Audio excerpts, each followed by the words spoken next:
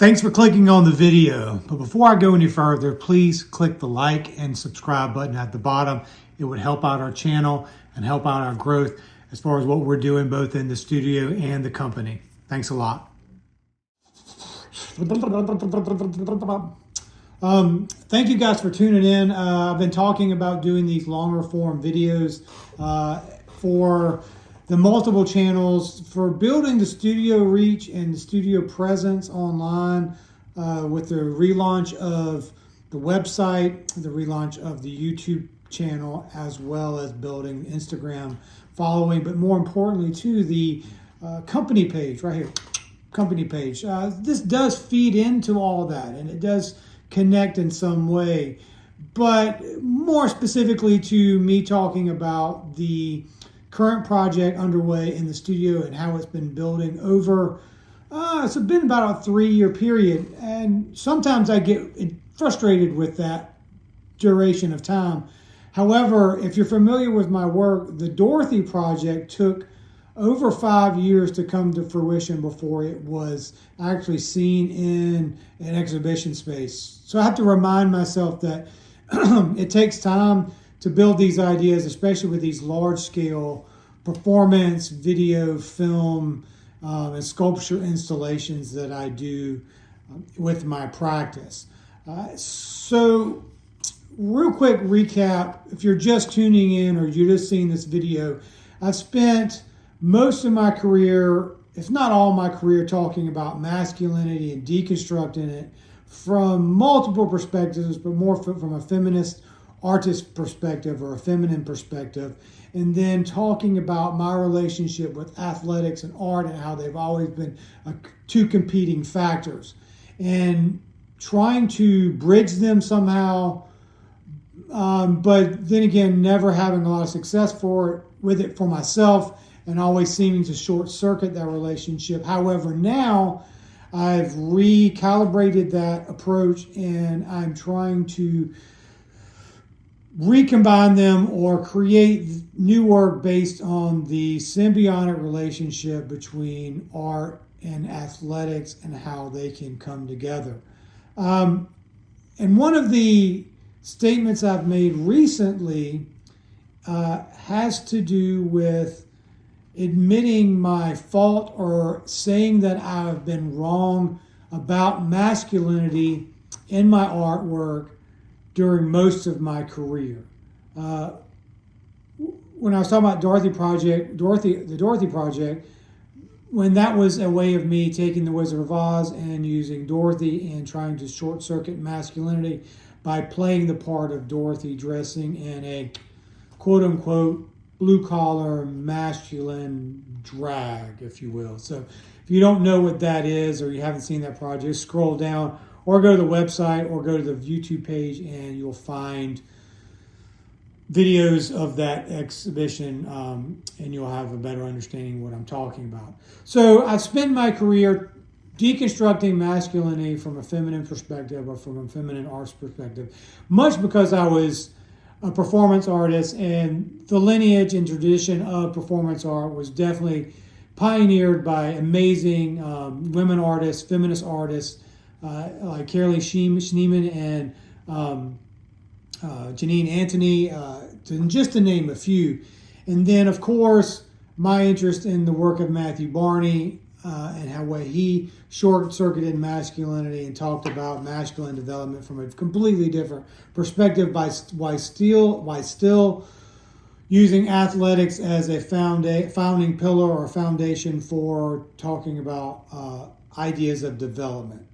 And back to what I was saying about saying that I was wrong, because what I've done in my practice and the work that I've made is looked at it from a feminine perspective, which produced a negative feedback loop that ultimately destroyed the masculine character in a way that wasn't productive either for the individual or the societal structure they were acting within.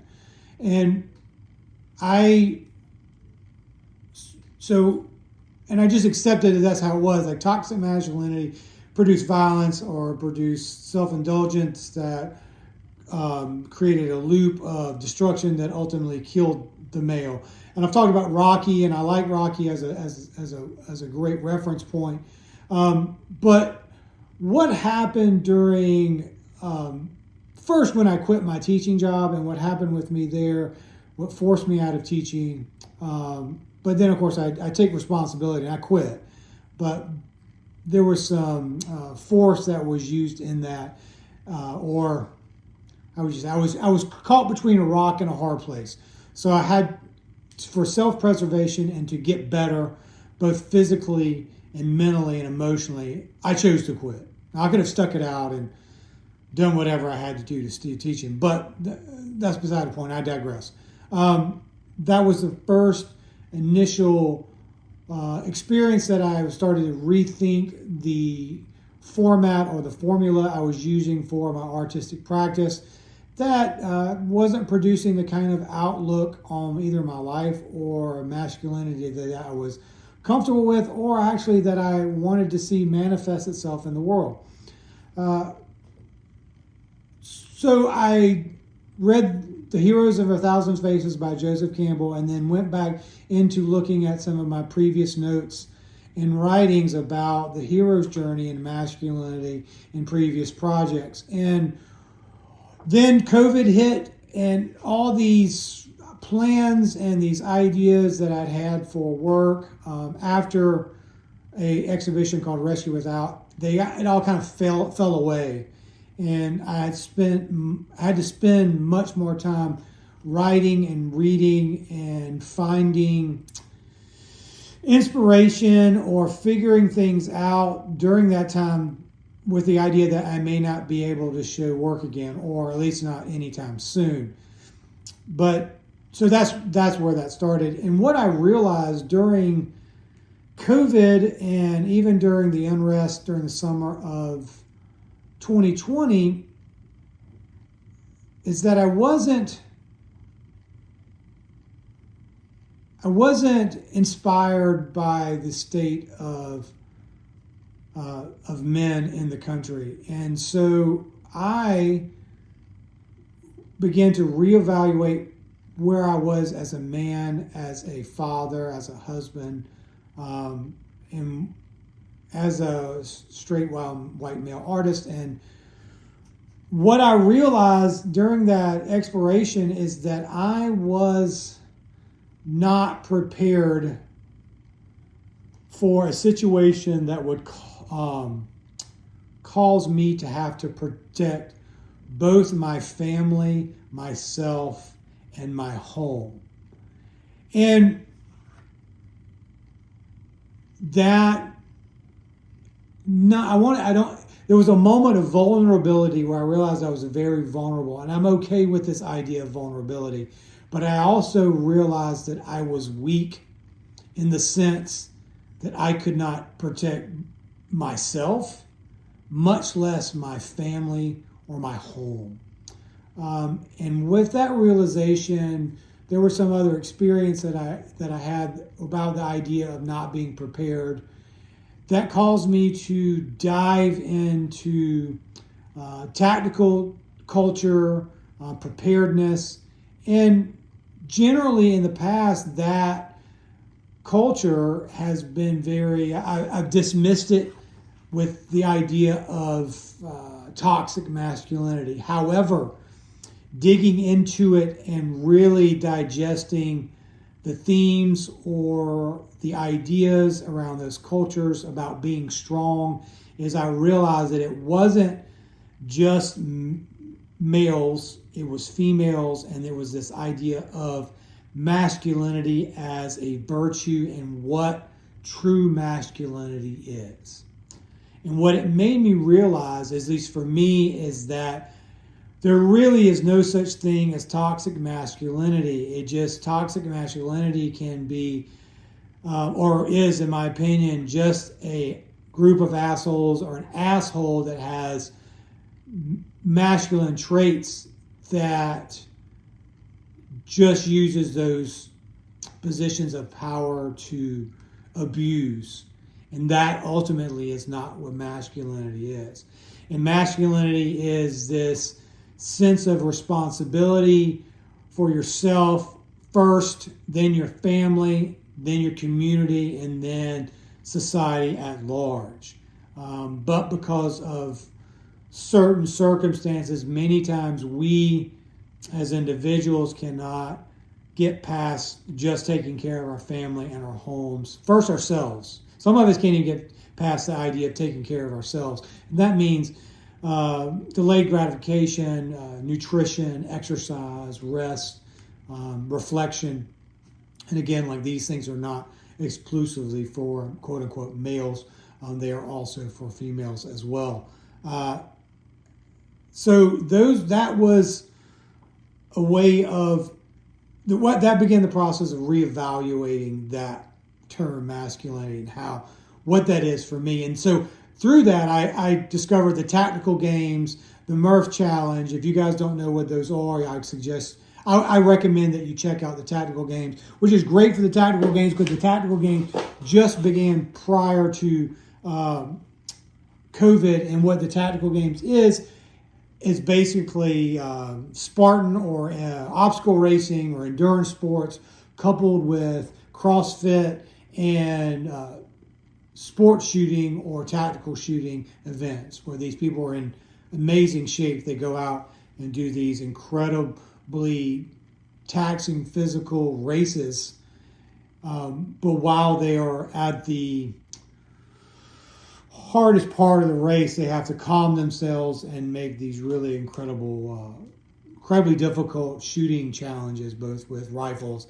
and handguns. And so I was exploring that culture, and I was already talking about taking my interest in endurance sports and art and combining them the same way while still talking about masculinity. It was really a perfect way to use that as a conduit or a connector between those two. And that's what you're seeing a lot in these works is you're seeing my interest in the tactical games, endurance training or endurance sports like triathlon, and then taking these ideas of the hero's journey and combining them in a way that produce a hero archetype, if you will, that is there to save the day or save themselves. And in previous work, back to the statement that I made that I've been wrong about masculinity.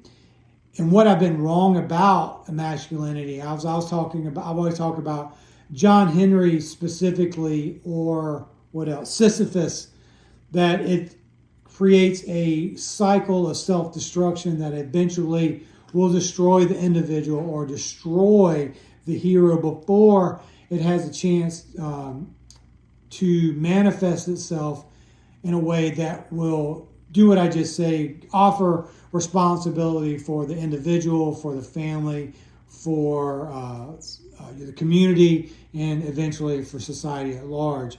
However, the hero's journey, once they reach that moment of that self-actualization and they return to the community, they're in the stories. They're generally seen as the crazy wizard or the mentor for the younger hero or the young hero in training. And that is a lot of what I've been thinking about, is why I've been wrong, is that now that I'm approaching 50 and I am a mid-career artist, my previous experience in art making, I don't know if it was providing a positive role model for young men who want to be artists and do what I've done for the last 23 years. So I think that I was wrong both in the self-destructive nature of masculinity and how I illustrated that or showed that in my artwork in previous iterations of these ideas.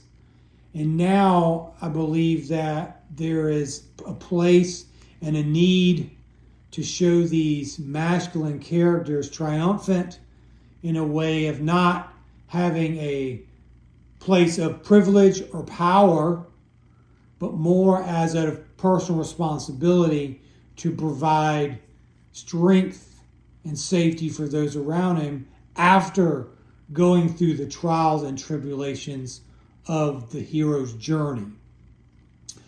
So I hope you enjoyed this talk. I've been thinking about this, and this is really off the cuff.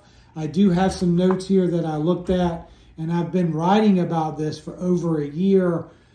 So I'm just trying to verbalize these ideas and begin this new journey of creating these conversations with myself and the camera to better understand what I was thinking about and what I am thinking about as I make the work back there, and then what you are also seeing on the screens as you watch my content that I'm creating. If you haven't followed our Instagram pages, please follow Kindle Project Studio on Instagram, also Kindle Projects Media and Design Company, and see how we've leveraged, or we're beginning to continue to leverage, our 20 years of art production experience into a business that is becoming a podcast as well. And please watch, subscribe, and or follow those accounts, and they will build and continue to tell a story about what's going on with Kindle Projects. Also follow us on Facebook, both on the Kindle Project Studio page, which has similar and some of the same content, but because the formats are completely different between Facebook, Instagram, and YouTube, and then even the podcast, there's some similarities, but they're definitely different in iterations of how I'm expressing these ideas. So please follow, subscribe, like, whatever they're calling it, to see the story that we're creating for you going forward. And stay tuned for the new episodes of the podcast and more of these long-form videos of me talking about more in depth of what I've been discussing in the stories from Instagram, and the reels from Instagram, and the shorts from YouTube. So they're all coming together. So thanks for tuning in. So there's that. Stay tuned. We'll see you next time.